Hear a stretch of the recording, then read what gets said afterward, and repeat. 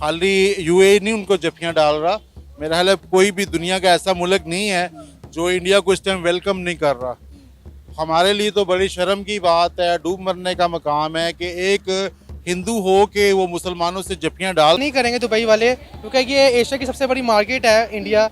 अगर वो ऐसा नहीं करेंगे, उनको इम्प्रेस नहीं करेंगे तो उनका कोई फायदा नहीं होगा, क्योंकि सारा माल उनका वो जाता है। खुद गंदम को यूक्रेन से मंगवा के खाते, तो आपकी तरफ वो क्यों आए? सर हमारी ट्रेड चल रही थी ना। चावल जो ये सारे ढकोसले हैं, ये झूठी बातें हैं कि जी वो इंडिया ने हम पे ये कर लिया, फ्रॉड से चावल कर लिया। वो आपने इतने फ्रॉड किए हैं उनके साथ, कहते कुछ है करते कुछ है, वो कोई चीज मंगाते हैं देते कुछ है।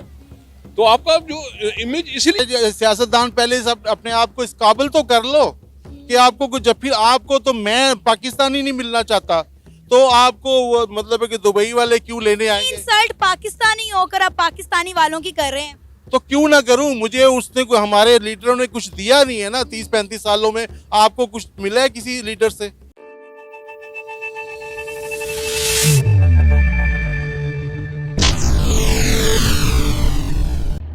जय श्री राम, सत श्री अकाल, आदाब दोस्तों। मैं सुनील चौहान आप सभी का स्वागत करना चाहूँगा हमारी YouTube channel reaction with review पे। तो दोस्तों आज बात करेंगे पाकिस्तान के हवाले से, क्योंकि जहाँ पे सऊदी में बनने जा रहा है एक हिंदू टेम्पल, वहीं पे सब मोदी जी भी 2 दिन के दौरे पे वहाँ पर गए थे, जो कि अपने एक फैमिली की तरह वहाँ पे मिलते हैं। जो उन्होंने कहा कि जब वो दुबई जाते हैं तो उनको अपने परिवार की तरह लगता है। जानते हैं कि पाकिस्तानी पब्लिक का इस बात पर क्या रिएक्शन है, क्योंकि वो जब दुबई गए तो जम के वो गले मिले।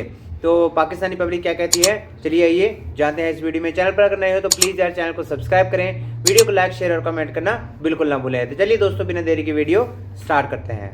कि मैं जब भी यूएई आता हूँ मुझे ऐसा फील होता है कि मैं अपने एक दूसरे परिवार से मिलने जा रहा हूँ, मैं अपनी फैमिली से मिलने जा रहा हूँ।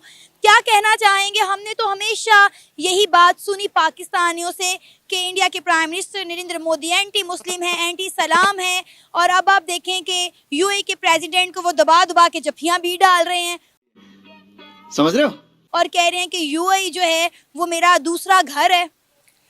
देखिए, खाली यूएई नहीं उनको जफियां डाल रहा, मेरा ख्याल है कोई भी दुनिया का ऐसा मुल्क नहीं है जो इंडिया को इस टाइम वेलकम नहीं कर रहा। हमारे लिए तो बड़ी शर्म की बात है, डूब मरने का मकाम है कि एक हिंदू हो के वो मुसलमानों से जफियां डाल रहा है। गजब बेइज्जती है। और हम दुबई से यूएई से ताल्लुकात तो पाकिस्तान के अच्छे थे, एक तो मुस्लिम कंट्री भी है और मतलब है कि हमारे ताल्लुकात अच्छे होने चाहिए, मगर अब यूएई वाले हमारे किस सियासतदान से जफी डाले ये नहीं ना समझ आ रही उनको। सही पकड़े हैं। वो हमारा वो एक हफ्ते बाद तो प्राइम मिनिस्टर बदल रहा है, ठीक है, प्राइम मिनिस्टर बदल रहा है, वो जफी लगाते हैं इमरान खान से तो उसको बंद कर देते हैं, नवाज शरीफ से लगाते हैं तो उसको बंद कर देते हैं। अच्छा, किसी से भी हमारा कोई सियासतदान तो इस काबिल है ही नहीं है। एक रह जाए कि आर्मी है जो वो 3 साल 5 साल के लिए आता है, जो राहिल शरीफ को जप्पी लगाई है ना सऊदिया ने, देखे कैसी जप्पी लगाई है, वो साथ ही ले गया है।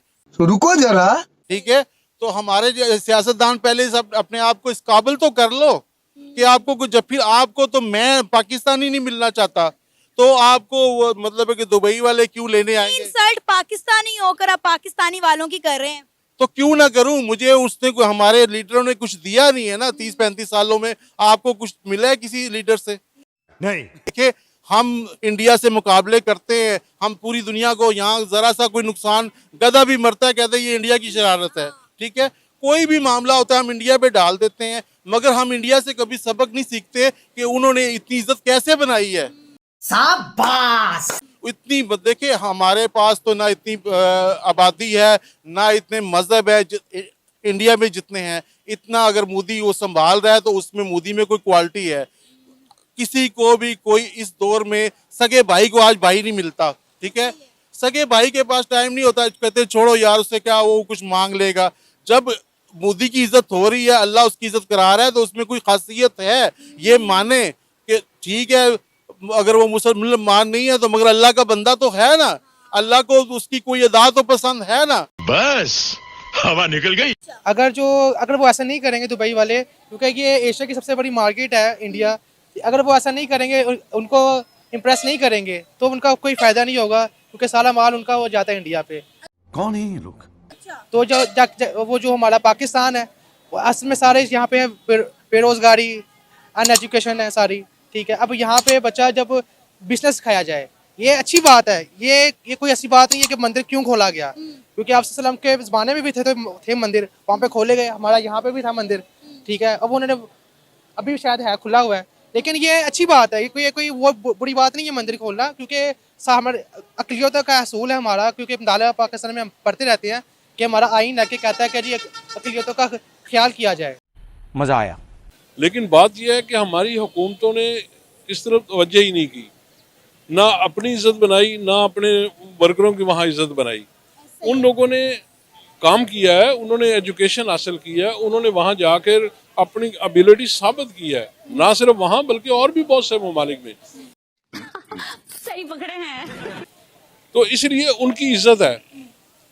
हमारे लोग जो हैं वो सिर्फ यहाँ की गवर्नमेंटों के हरकत की वजह से ज़मीन बोस हो रहे हैं, जबकि वो जो है वो एक बड़ी ताकत बनता जा रहा है। आप देखें उसकी करेंसी, हमारी करेंसी तो भूटान से भी गई गुजरी हो गई, लेकिन कोई फिक्र नहीं है, कोई मामला नहीं है, आपस में लड़ रहे हैं, मामूली बातों में झगड़े हैं।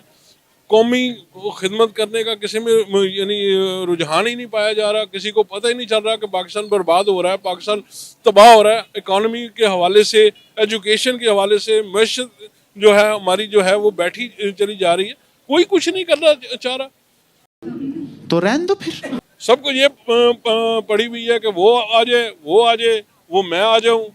ये झगड़े जो है ये तो इंडिया ने 1980 से पहले ख़त्म कर दिए थे। बांग्लादेश ने, आपको पता है वहाँ भी एक मॉडल है, उन्होंने ख़त्म कर दिया। कौमी सलामती और कौम के जो मफाद के प्रोजेक्ट हैं उन्हें कोई भी जमात ना हिला सकती है, ना छेड़खानी कर सकती है, बढ़ावा दे सकती है, कम नहीं कर सकती उसको। शाबाश। तो आज देखे बांग्लादेश हमसे कितना आगे चला गया। तो ये इस एस्पेक्ट से आप नहीं कह सकते दुबई कहाँ से कहाँ चला गया। देखें कि दुबई में इस वक्त भारत यूएई दोस्ती जिंदाबाद के नारे लग रहे हैं, जो कि एक बहुत बड़ी बात है। आपने बेहतरीन अल्फाज बोले कि ना इन्होंने अपनी इज्जत बनाई ना हमारी बनाई। अब आप देखें कि यूएई पाकिस्तानियों को कैसे धड़ाधड़ यूएई से निकाल रहा है, उन्हें वीज़ाज नहीं दे रहा, लेकिन इंडियंस के लिए बहुत रिस्पेक्ट है। वो इंडिया के प्राइम मिनिस्टर नरेंद्र मोदी को रात के 2 बजे वेलकम करने भी जाते हैं, उन्हें फ्रेंडशिप बैंड भी पहनाते हैं, फिर उन्हें ये बात भी कहते हैं कि दुबई में रहने वाले इंडियंस जो हैं वो उनकी जिम्मेदारी है। सही पकड़े हैं। नहीं ये मैडम ये दुबई वालों को इस पे मुर्द इल्जाम नहीं कह सकती। उन्होंने हमें भी बहुत इज्जत दी है, यहाँ भी बहुत सारे प्रोजेक्ट उन्होंने लगाए हैं, बहुत सारे। अभी भी आपको पता है $25 अरब वो हमारे यहाँ इन्वेस्ट करने के लिए तैयार है। और लेकिन आपको प्रोजेक्ट तो बनाए, उन्हें कुछ सहूलत दे। यहाँ तो हर बंदा जो है वो चाहे सरकारी बैठा है चाहे गैर सरकारी फ्रॉड करने पे बैठा हुआ है।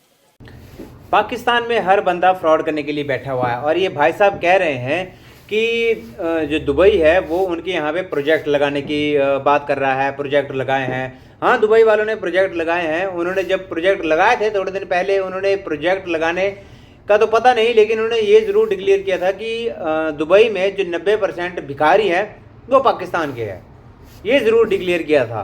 और दोस्तों अब दुबई में जो मंदिर बना है उसके इनॉग्रेशन के लिए मोदी जी को बुलाया गया, वो अपने आप में एक बहुत बड़ी अचीवमेंट है दोस्तों, और हमें गर्व होना चाहिए। मिलते हैं दोस्तों नेक्स्ट वीडियो में ऐसी वीडियो के साथ, तब तक के लिए जय हिंद, जय भारत।